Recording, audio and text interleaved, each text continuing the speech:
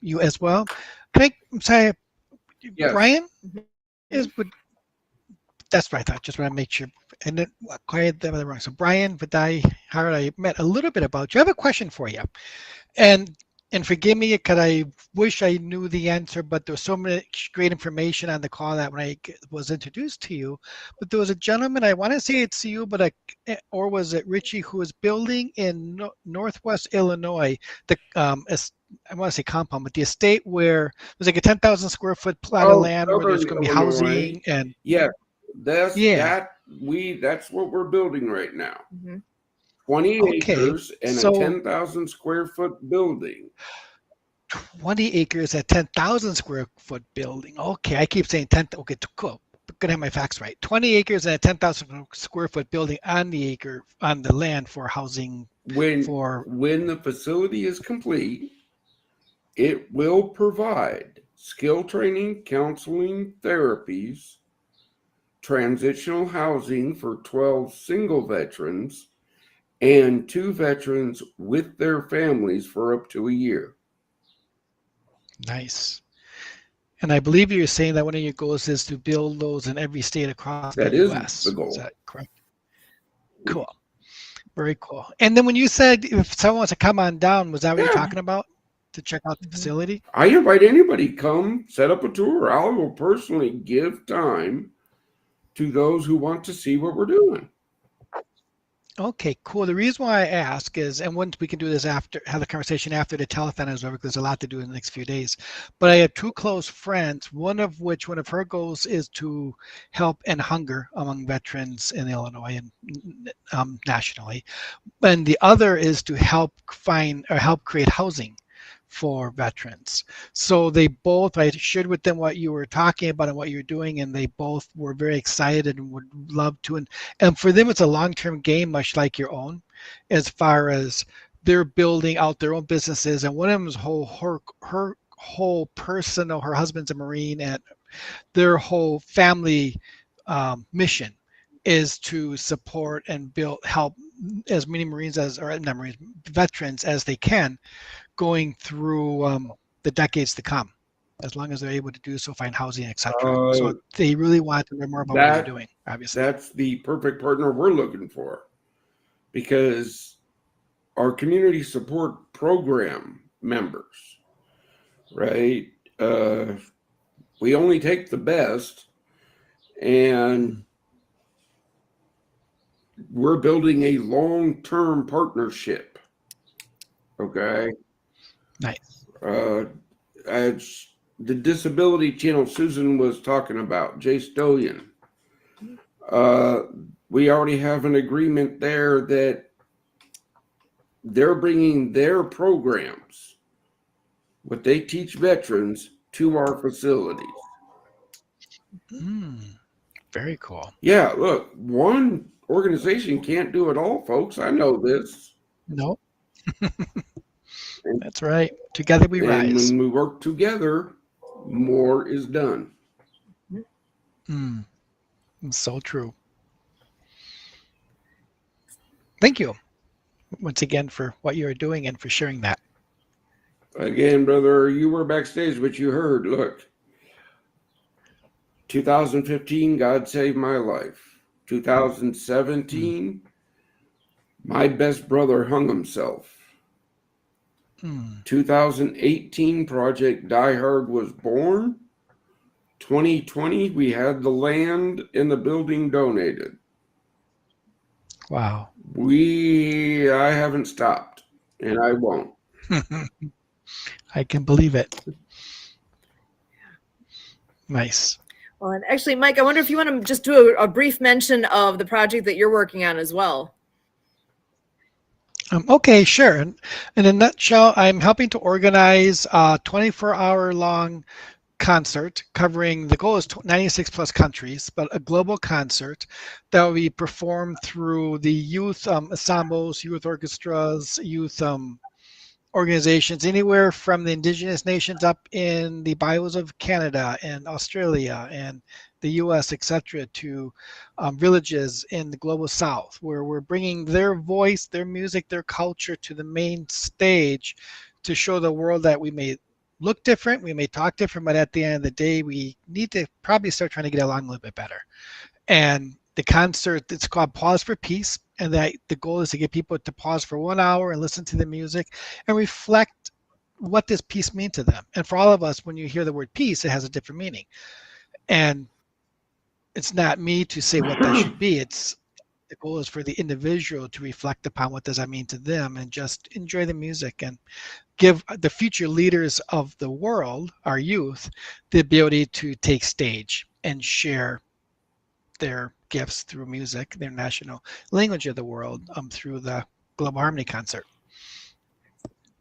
So that takes place. It's going to start on September 21st, which is the International Day of Peace, and then it will go through a festival type setup, and then conclude on October 4th, where we'll have the full youth show up, and then again continue to pull organizations together, which is the reason why my company became into existence 100 million strong. Is I liken it to if I were to walk up to a dock and drop a pebble in the water, a little ripple will create. And if Dan were to drop a pebble in the water next to me, a ripple would happen. And then Brian drops a pebble, and Kirk drops a pebble, and Susan drops a pebble. And now there's lots of ripples. And that's all these individual programs that all of us are doing in our own way to bring good to humanity, to support our causes. But the problem is to your point, Brian, when we do it together, when we do it by ourselves, it's a small ripple and it dissipates. The goal now would be, imagine if we all walk up to the dock and drop a pebble in the pond at the exact same time. The ripple is going to become a wave. Then 1,000 drop a pebble, 10,000, 100,000, 100 million now drop a pebble in the pond. Now we have a tidal wave, a tsunami of good coming back into the world. And that's the goal with the organization, is to create the unity to bring everyone who has causes like what we all have together, so together we can rise. Excellent. My favorite saying is, by ourselves we can do amazing things, yet together we can climb the highest mountain. Perfect. And yeah, Brian, I'm seeing you. You just got a text you need to reply yes. to there. When veterans reach out, you got to go. That's my mission. Thank you. Thank you. God bless. Remember, brothers and sisters, do not give up. Stay in the fight. Keep going. We're here for you. I will see you all next week. Thank you, Sue, for all you do. Bye. Excellent. Well, we're going to do a little tag team here, because as he's going out, I've got Kurt in the background. We're going to go ahead and bring him on in. So we're going to do a little switch-o-change-o action here. So, Kurt, welcome. How you doing? Wow. Magic. Like shuffling the cards. There we go. It's like musical chairs. Hollywood Squares, knock yourself out. That's right. And now I can put a face to Brian, or to Dan, I mean. There you go. Dan was doing work at his neighbor's house, so Dan's a little underdressed.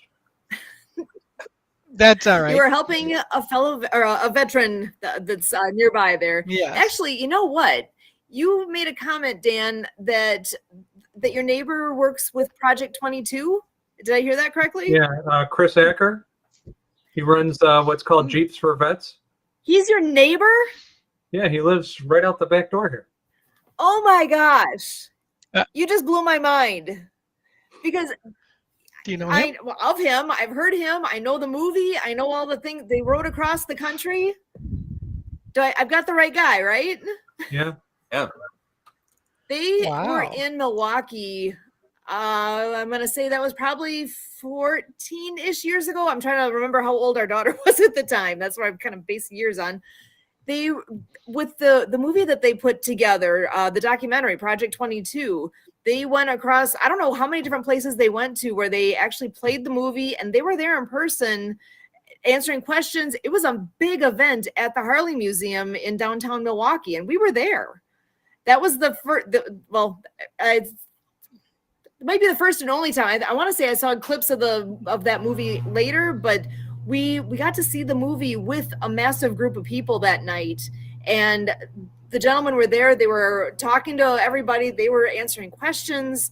That's the first that I really got woken up to the fact that, the big statistic, the 22 a day. That was the first wake-up call I had was the gentleman coming through, your neighbor coming through and speaking to us like that. Okay, so sorry, you just wow. Chris runs a group called Jeeps for Vets, and he worked with the Project 22 people. He's not the founder of it. He's part of it. Chris basically does events for veteran awareness, mostly suicide, PTSD, because that's what he suffers with. And he spends a lot of time, Jeeps for Vets, downtown Grace Lake. They close it 3-4 times a year, and you'll get about 200 Jeeps all parked in the front of the thing. It actually looks like a great Jeep commercial. All American flags, all patriotism, and they raise a lot of money, and then they donate it to 2 or 3 charities for that specific event. Wow. Nice. Oddly enough, on my ride home today, that was the whole, that movie, the document, all the pieces there. Project 22 hit my mind. Like, we've been thinking about all these different people that we could potentially be reaching out to regarding the telethon this weekend and who might be appropriate to come on in and talk. And that was one that occurred to me just today, like, oh, I should have reached out to them. And then here you actually are arm's length from the organization. It's like, wait, wow. Sometimes things Chris has been doing a lot of stuff for a lot of years. It's part of the reason why I see his behavior, and those are the type of people I unequivocally want to work with, as opposed to, I can't tell you how disappointed I am after we did a thing where we went out to about 250, 260 college kids, either junior, senior year. I interviewed them, and I kind of wept for the future. I'll just say it that way. It's a mixed bag. I work at a university, so I feel what you're saying. I know that there's a lot of potential there. They're very young yet. It depends on who you get. There's been some that have blown my socks off, and others that I'm like, oh, we got some growing to do. Send anyone that blew your socks off our way, because we'd like to get an intern program going very strong. I'm having a hard time finding quality. Well, we need to talk. Yeah. That's so funny too, because the story that I'm going to share on Saturday kind of ties into, except as a son as a freshman, but as a freshman, he was a quiet kid and very, like most freshmen in high school. Did I raise him to do your best, but he took that as an individual thing versus a team thing. And he was in a relay, and he was the last of the 4 swimmers. And if they won the relay, they would go to state. And he hit the water, and they didn't go to state. Let's just say that. And when he was getting out, I said, "So how do you feel? Did you give it your best?" He goes, "Yeah, I feel like I gave it my best, but I'm not sure about the one behind me or before me." And I said, "Well, it's not your place to worry about whether he did his best. It's do your best, and that's all that I ask of you. And own that. Don't throw him under the bus because you guys lost." And long story short, I said, think about what we talked about anyway. Now, fast forwarding it, he went through this 4-year training with the Navy Marine Base in South Shore, Milwaukee, and senior in high school, the exact same scenario. And I'm thinking, oh no, I don't want to relive this day again. This is going to be interesting to see. He's number 4 in the relay. If they win, they go to state. If they lose, they don't. And his swimming career is over with. This time, though, the person third place was a half a pool length behind him. So not only did he have to do his best, he had to make up a half a pool length too.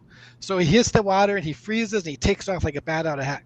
And he gets out of the pool. He wins. So they're going to state. He gets out of the pool and he just collapses. And I walk over to him and say, "Dude, what happened?" And he goes, "Dad, as soon as I hit the water, my calf cramped up." And I said, "Yeah, but you pulled it together and you guys are going to state." And he looked up and he smiled at the 4 years of the military training. And again, as a high school kid, not even as full force military. And he said, "Semper Fi, Dad. You take one for the team and you get it done." Yep. And like, wow. And just watching this progression from who he was as a freshman to who he was as a senior to who he is now as a young adult and a wildland firefighter. And it's fascinating how the impact that the training that these kids get can have. It's amazing. People have the potential. They have it. It's in there. They can do more than they think. And sometimes you need that that inspiration, that influence, that you're not just going to sit back and not bother, and blame the other guy. They're taking ownership and being that person. That I'm not from the military back. I did not serve in the military, so I can only go off of observation, what people have told me. I don't have that life experience, but what you're saying, what you're sharing is something that I've heard often, where it makes a difference. You're a different person. Dan, you were speaking to that as far as who you're looking for that you'd like to work with. Everybody I've worked with has been a productive member of society that comes from the military. You give them a mission, they go execute it, and they come back and say, what's next?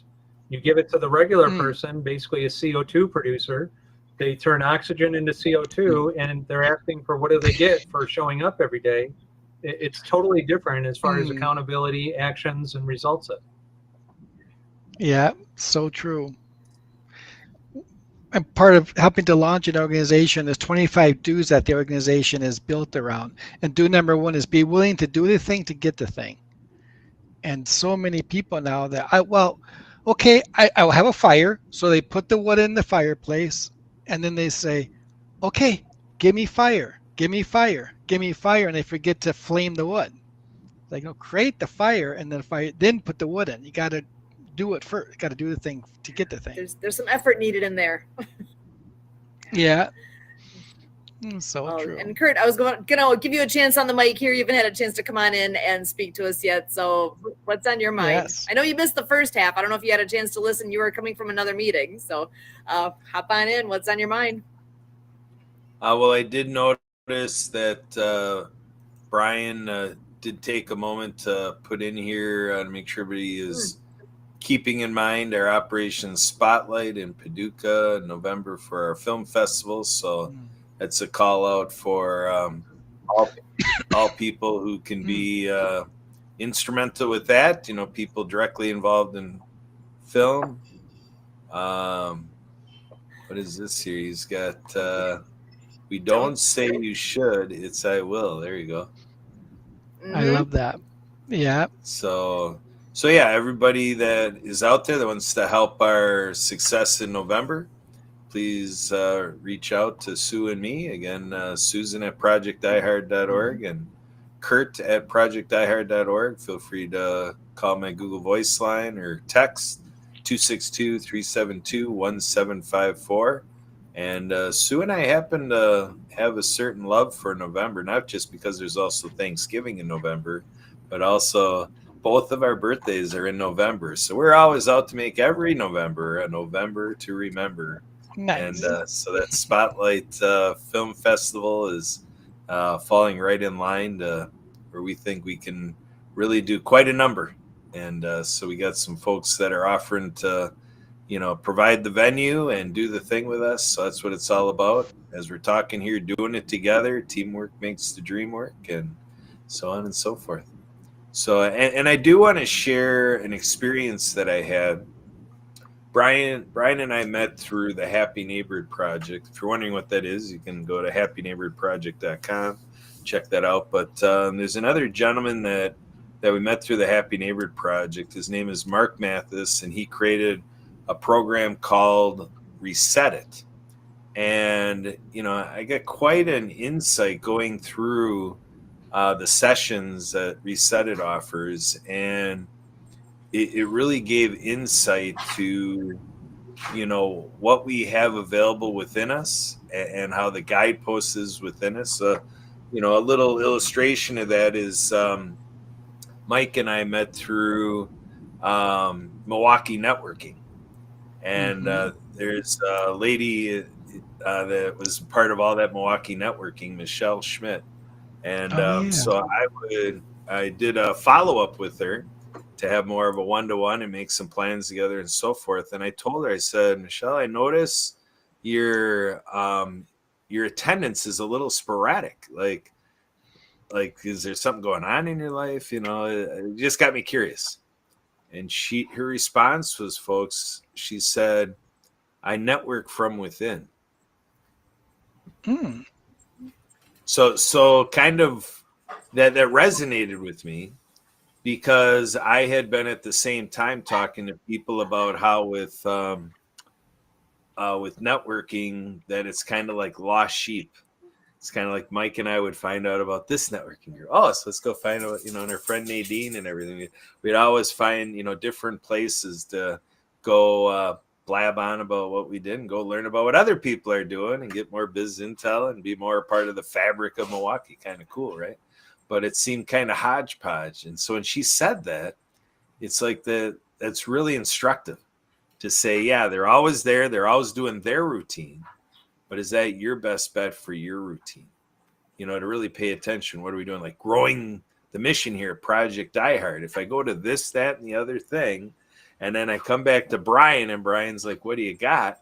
How is this going to, come in to take care of things? So Brian's got on here, just had to turn away a veteran for housing, putting their contact information with our network.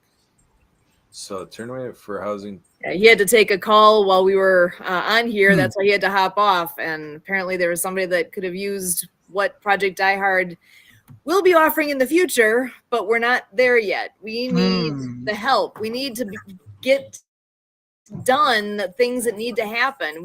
Realistically, it's going to take money. We have to remodel the facility so that it has the ability for veterans to be able to stay there. And it's going to take some time. It's going to take money. It's going to take hands-on.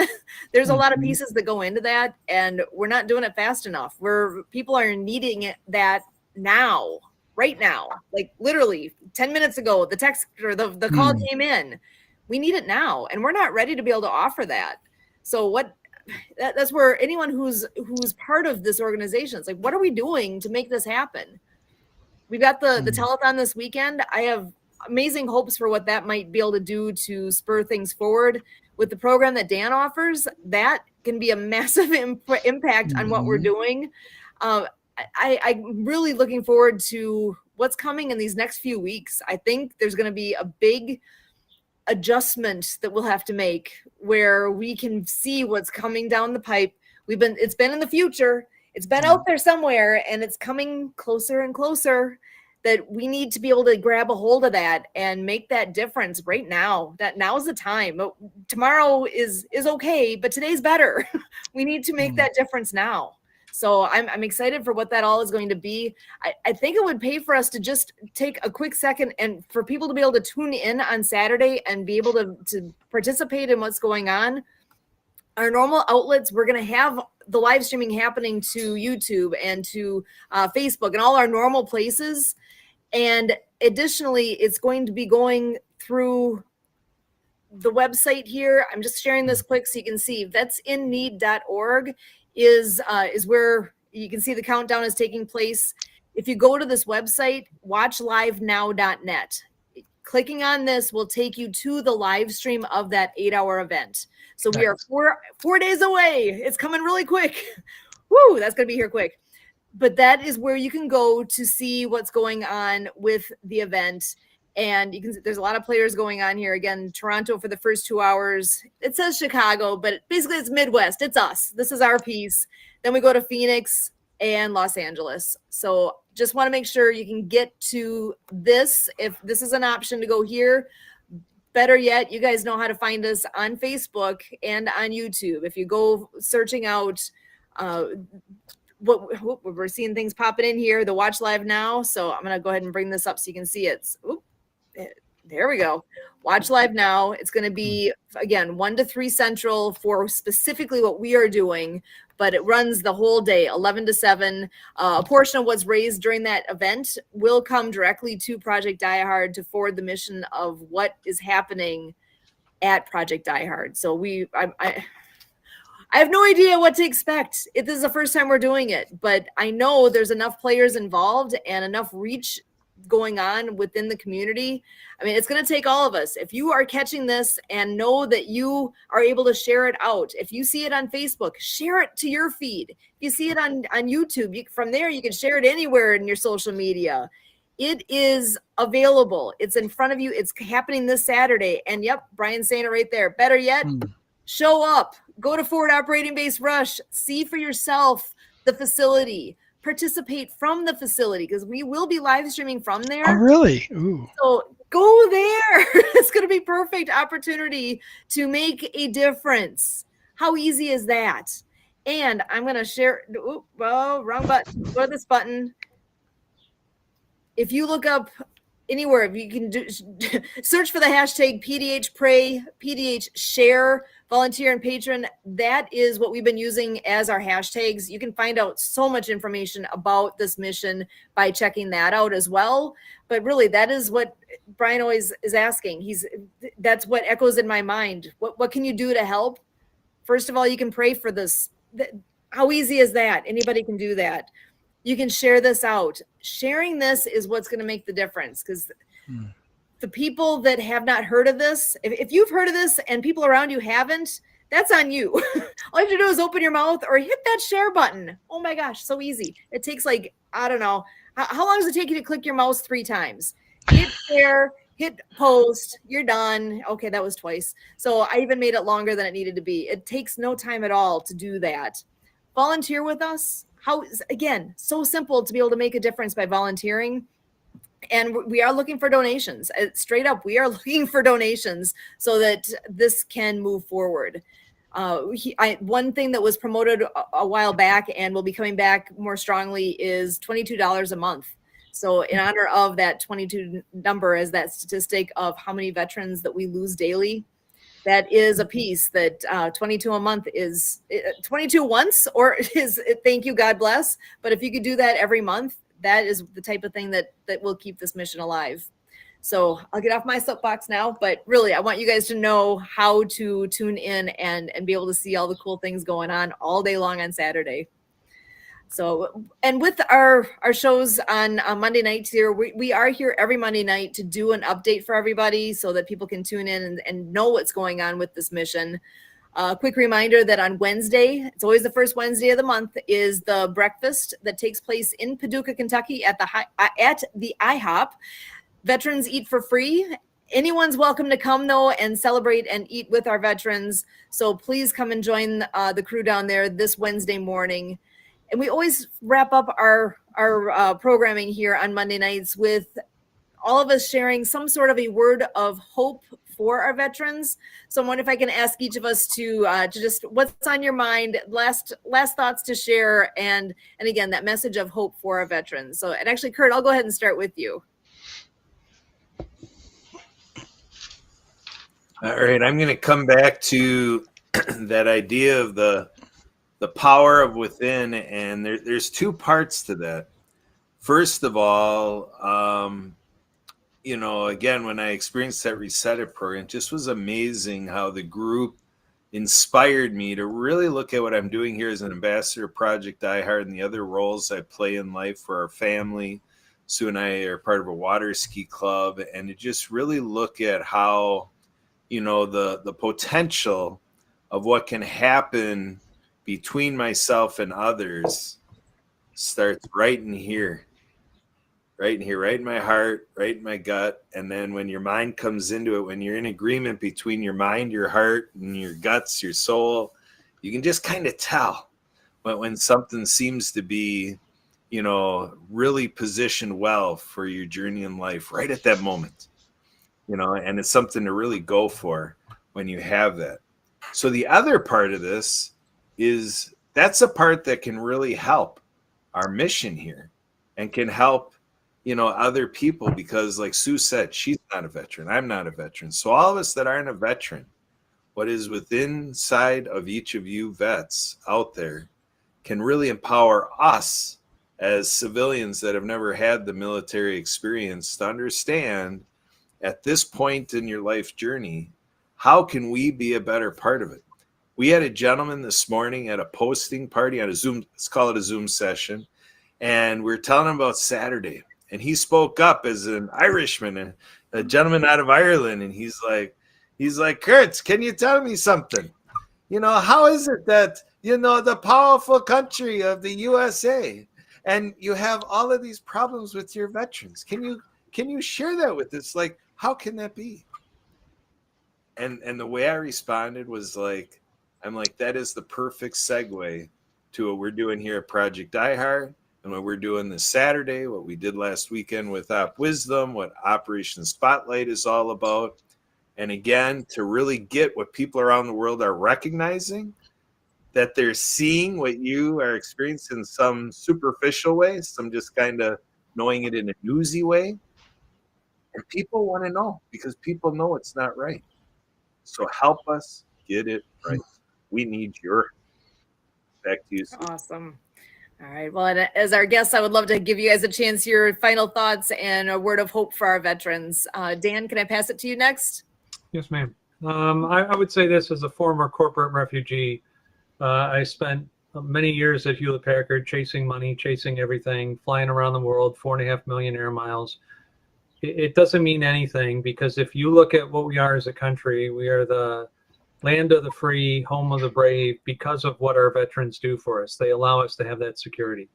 So I would say we could take our skill set, our abilities, our whatever we have, gifts in life, apply those to a community that has sacrificed everything for us. And it's our way of giving back to them for everything they've done for us throughout their career, throughout their lives. And it's less than, in this country, I heard it's less than 1.5% of the people that actually serve in some capacity. It's a true calling. And I would say it's up to us to recognize it, to reward it, and to give back to the community, in some cases, that has given everything for us. Excellent. Thank you so much for being here tonight, Dan. Appreciate that very much. Mike, over to you. Earlier, I was sure to saying, and I'm sure once again, by ourselves, we can do amazing things, yet together we can climb the highest mountain. That the biggest word of encouragement I can think of is we are stronger when we're together.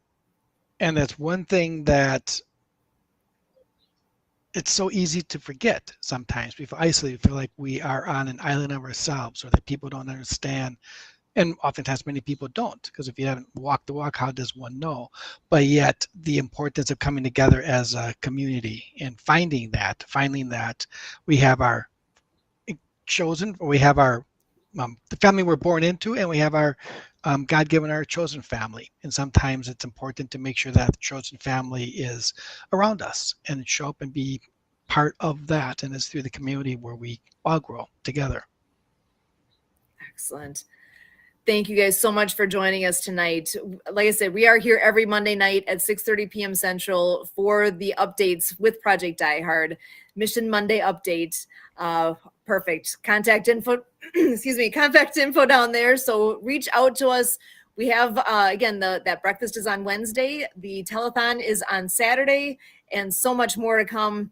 Fill the Can is going on all the way from Memorial Day until Independence Day. So please tune in with that. If you would like to have your own virtual can to help raise money for what's going on here with Project Die Hard, reach out to me directly. I will help you get that set up. Just reach out, Susan, at projectdiehard.org.